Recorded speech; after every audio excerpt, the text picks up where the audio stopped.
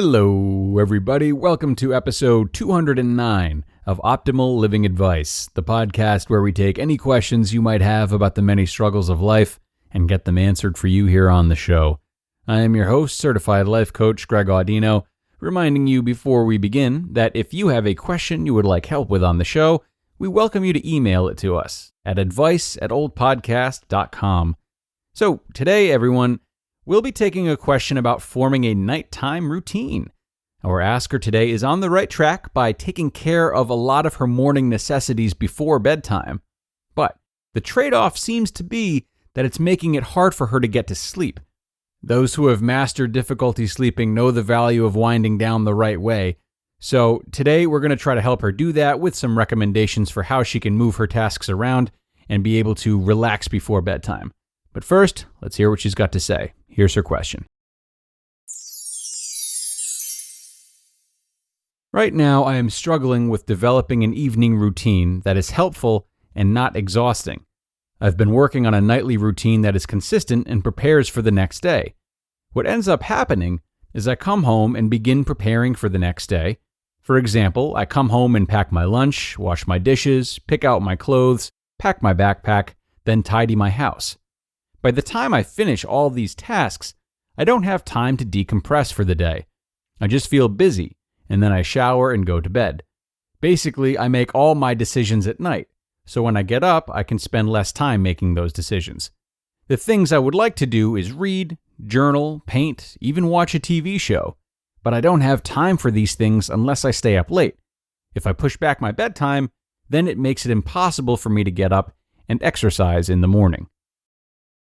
Sleep is so important. I love that I have received this question. Thank you for sending this in, Asker, and for trying to do right by your circadian rhythm.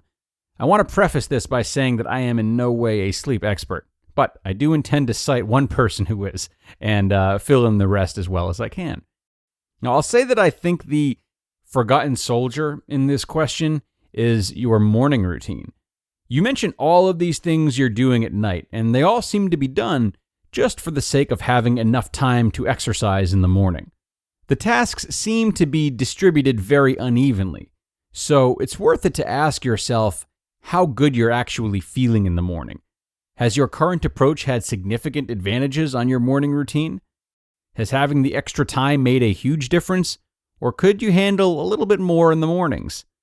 I'm going to assume that you can, but first, let's break down the stuff you are doing at night. Now, personally, I am very into efficiency when it comes to tasks that are more necessary than enlivening, so I can't help but to ask how vital it is to do everything you're doing at night, as well as how distracted you are while doing it. Does the house really need to be tidied up each and every night?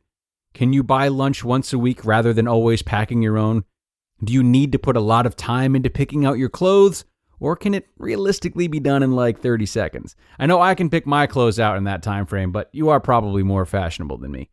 Maybe you can organize the clothes in your closet into pre-made outfits right when you do the laundry rather than searching through the closet to mix and match each night. Something like that.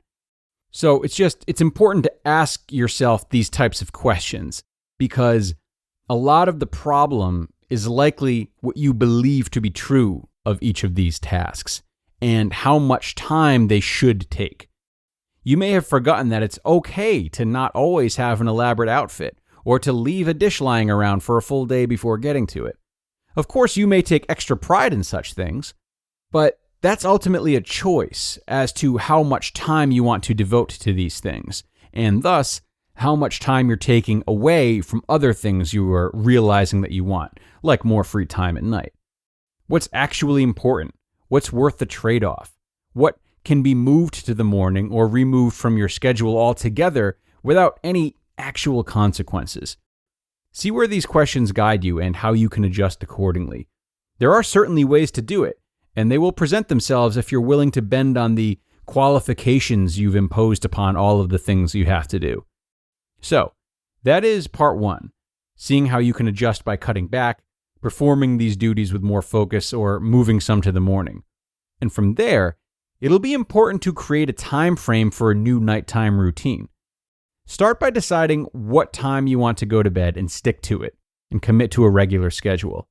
And then, decide when you want to start winding down, and of course, what you're going to do to wind down. So let's say right now that you go to bed at 11 and you don't finish up your tasks until 10:30. So let's approach this change in small increments and start by moving a half an hour worth of tasks to the morning, which would have you winding down at 10 o'clock p.m. Now, as you start to get a feel for what tasks you can cut back on or what tasks can happen in the morning while still keeping the morning enjoyable, you can ideally keep decreasing maybe 15-minute increments at night until you feel satisfied with how much time you have to relax before bed. And in that time between finishing your tasks and going to bed, focus on creating a ritual that you follow as closely as the time you go to sleep. You mentioned a few ideas in the question. If your bedtime is 11 and your first cutback is to start winding down at 10, maybe you turn your phone off at 10 and turn soothing music on at the same time. From 10 to 10:15, you read. From 10:15 to 10:45, you paint. And then from 10:45 to 10:55, you journal. And at 10:55, you brush your teeth and you can close your eyes by 11. And you adjust a little bit here and there in search of a time that perfectly balances the time you take doing tasks at night, the time you have to wind down at night, and the time you have to do tasks in the morning. And I'll offer one final recommendation for healthy sleep that will further guide you in setting up not just your night routine, but also your day routine. So Craig Ballantyne's 10-3-2-1-0 rule, which I don't believe has been disputed by anyone. What this rule states is that you should not go to bed within 10 hours of having consumed caffeine, within 3 hours of having eaten or drank alcohol, 2 hours of having worked, and 1 hour of having been in front of a screen. And then 0 is the amount of times you should hit the snooze button in the morning. Now, I don't know the specific research behind this, but it is something that I can confirm has helped my sleep and the sleep of those I've recommended it to. And for someone like yourself who wants a specific routine, it can give you some further direction as to when to stop eating, how to stop busying your mind, and how to stop using screens. You know what's important, guys? Mindfulness. It's something I try to encourage and exemplify in every episode.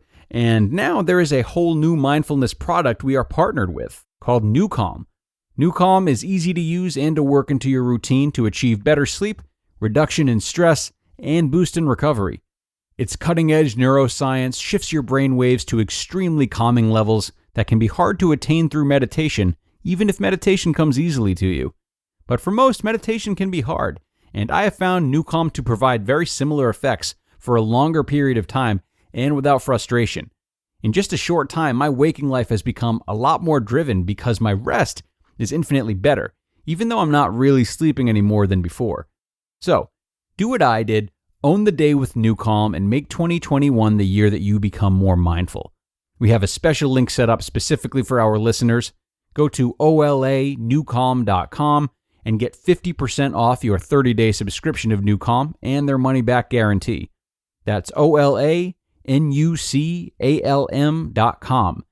olanewcalm.com.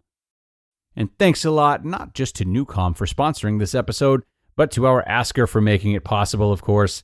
I'm really hoping what we talked about today is useful to you and that you can question not just your schedule, but again, your preconceived notions about your schedule in order to balance things out and get in the right frame of mind before drifting off. Needless to say, everyone, sleep is right up there with water as something that is truly at the foundation of how well we function, and it really should not be neglected or overlooked. So anyone out there who still functions, even though you know you aren't sleeping well or enough, maybe genes are in your favor, but I would still not pass over this episode so lightly. That is going to do it for this one, though, everyone. Thanks very much for being here and staying until the end. Have a wonderful weekend, sleep in, and I'll catch you back here on Monday when we start a new week of OLA. Until then.